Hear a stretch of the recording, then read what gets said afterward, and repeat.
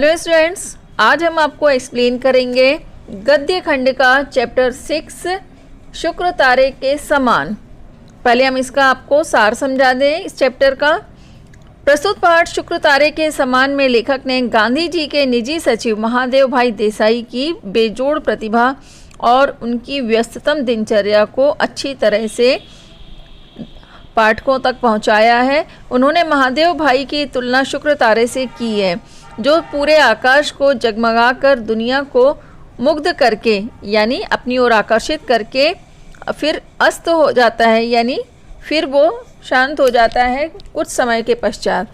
सन 1917 में वे गांधी जी से मिले, तब गांधी जी ने उन्हें अपना उत्तराधिकारी का पद सौंप दिया। सन 1919 में जलियांवाला बाग हत्याकांड के दिनों में गांधी जी ने गिरफ्तार होते समय महादेव जी को अपना वारिस कहा था। उन दिनों गांधी जी के सामने अंग्रेज़ों के द्वारा अत्याचारों और जुल्मों की जो दल कहानियाँ सुनाने आते थे, महादेव भाई उनकी संक्षिप्त टिप्पणियाँ बताकर उन्हें रूबरू उनसे मिलवाते थे। यानी इस तरह से वो उस टिप्पणियाँ सुनाते थे कि जैसे सारी सच्चाई सामने दिखाई देने लगती थी। क्रॉनिकल के संपादक हार्नीमैन को देश से निकालने की सज़ा मिलने पर यंग इंडिया साप्ताहिक में लेखों की कमी पड़ने लगी थी। चूँकि हार्नीमैन ही मुख्य रूप से लेख लिखते थे, इसीलिए ये जिम्मेदारी गांधी जी ने ले ली थी। बाद में उनका काम बढ़ने के कारण इस अखबार को सप्ताह में 2 बार निकालना पड़ा। कुछ दिन बाद अखबार की जिम्मेवारी लेखक के हाथों में आ गई। महादेव भाई और गांधी जी का सारा समय देश भ्रमण में बीतने लगा, परंतु महादेव जी जहाँ भी होते समय निकालकर लेख लिखते और भेजते। महादेव भाई गांधी जी की यात्राओं और दिन प्रतिदिन की गतिविधियों के बारे में लिखते, साथ ही देश विदेश के समाचारों को पढ़कर उस पर टीका टिप्पणी भी लिखते, यानी उसके जो विवरण होता था उस पर वो विचार मंथन करके उसको लिखते थे। अपने तीव्र बुद्धि के कारण देश और विदेशी समाचार पत्र वालों के वे लाडले बन गए, यानी लोग उनके लेखों को बहुत पसंद करने लगे। गांधी जी के पास आने से पहले ये सरकार के अनुवाद विभाग में नौकरी करते थे। इन्होंने कई साहित्यों का अनुवाद भी किया था। गांधी जी के पत्रों में महादेव भाई की लिखावट होती थी। उनकी लिखावट लंबी सी जेट की गति सी लिखी जाती थी।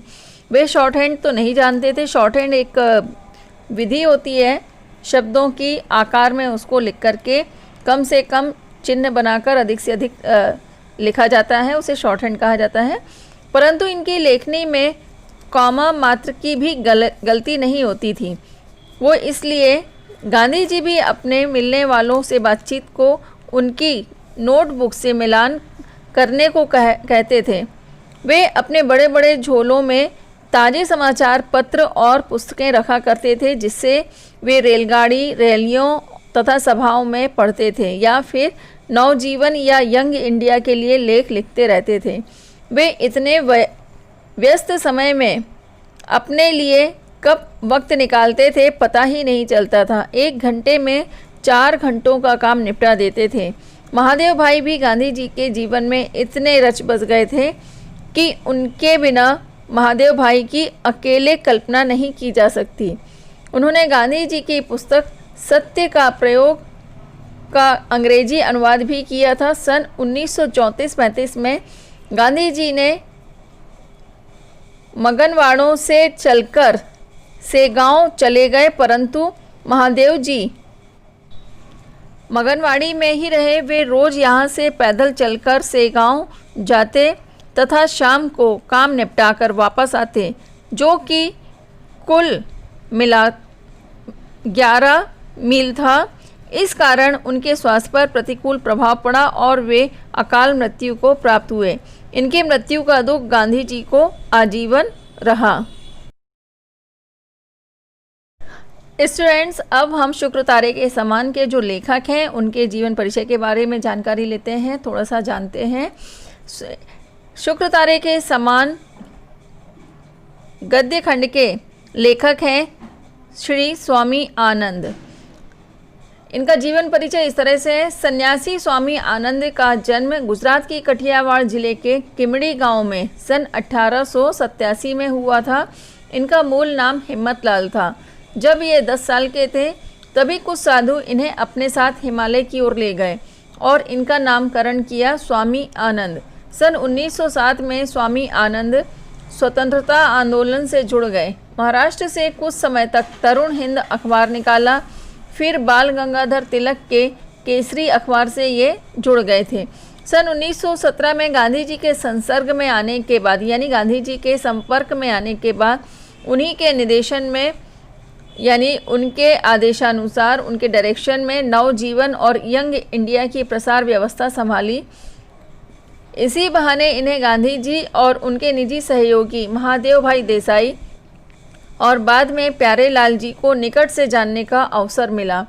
मूलतः गुजराती भाषा में लिखे गए प्रस्तुत पाठ शुक्र तारे के समान में लेखक ने गांधी जी के निजी सचिव महादेव भाई देसाई की बेजोड़ प्रतिभा और व्यस्ततम दिनचर्या को उकेरा है।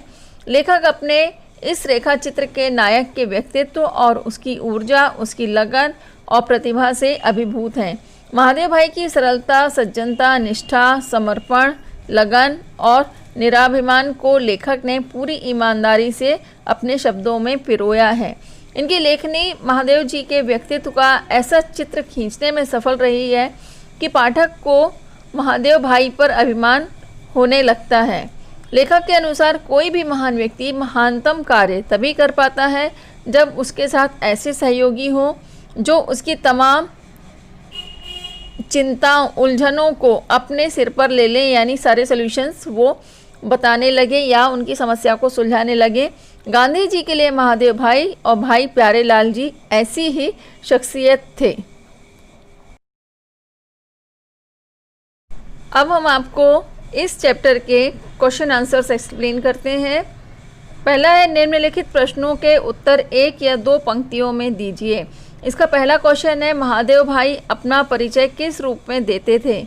इसका आंसर इस तरह से लिखेंगे, महादेव भाई अपना परिचय गांधी जी के हम्माल और पीर बावर्ची भिश्ती खर के रूप में देते थे, जिसका अर्थ है सभी प्रकार के काम सफलतापूर्वक करने वाला। फिर सेकंड क्वेश्चन है, यंग इंडिया साप्ताहिक में लेखों की कमी क्यों रहने लगी थी? इसका आंसर है, यंग इंडिया के मुख्य लेखक हार्नीमैन को गांधी जी का अनुयायी होने के कारण देश निकाला दे दिया गया था। वे इंग्लैंड चले गए थे, अतः मुख्य लेख लिखने वाला चला गया था, जिसके कारण यंग इंडिया साप्ताहिक में लेखों की कमी रहने लगी थी। नेक्स्ट क्वेश्चन है, गांधी जी ने यंग इंडिया प्रकाशित करने के विषय में क्या निश्चय किया? इसका आंसर है, गांधी जी ने यंग इंडिया प्रकाशित करने के विषय में यह निश्चय किया कि यह हफ्ते में 2 बार छपेगी, क्योंकि सत्याग्रह आंदोलन में व्यस्त रहने के कारण गांधी जी का काम बहुत ज़्यादा बढ़ गया था। फिर नेक्स्ट क्वेश्चन है, गांधी जी से मिलने से पहले महादेव भाई कहाँ नौकरी करते थे? इसका आंसर है, गांधी जी से मिलने से पहले महादेव भाई अंग्रेजी सरकार के अनुवाद विभाग में नौकरी करते थे। इसके साथ साथ उन्होंने अहमदाबाद में वकालत भी शुरू कर दी थी। नेक्स्ट क्वेश्चन है, महादेव भाई के झोलों में क्या भरा रहता था? इसका आंसर है, महादेव भाई के झोलों में ताजे से ताजे समाचार पत्र, मासिक पत्रिकाएं, पत्र और पुस्तकें भरी रहती थी। फिर नेक्स्ट क्वेश्चन है, महादेव भाई ने गांधी जी की कौन सी प्रसिद्ध पुस्तक का अनुवाद किया था? इसका आंसर है, महादेव जी ने गांधी जी द्वारा लिखित सत्य के प्रयोग का अंग्रेजी में अनुवाद किया था। फिर नेक्स्ट क्वेश्चन है, अहमदाबाद से कौन से 2 साप्ताहिक निकलते थे? इसका आंसर है, अहमदाबाद से निम्नलिखित 2 साप्ताहिक निकलते थे। पहला यंग इंडिया, दूसरा नवजीवन। इसके पश्चात नेक्स्ट क्वेश्चन है, महादेव भाई दिन में कितनी देर काम करते थे? इसका आंसर इस तरह से लिखेंगे, महादेव भाई दिन में 17 से 18 घंटे काम करते थे। वे 4 घंटों का काम 1 घंटे में कर लेते थे। वे रात होने तक काम करते ही रहते थे। फिर नेक्स्ट क्वेश्चन है, महादेव भाई से गांधी जी की निकटता किस वाक्य से सिद्ध होती है? इसका आंसर इस तरह से लिखेंगे, महादेव भाई से गांधी जी की निकटता निम्न वाक्य से सिद्ध होती है। ऐरे जख्म जोगे नहीं जशे, वह घाव कभी योग से भरेगा नहीं।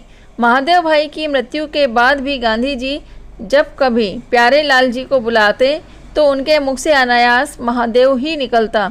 इससे महादेव भाई से गांधी जी की निकटता का स्पष्ट पता चलता है।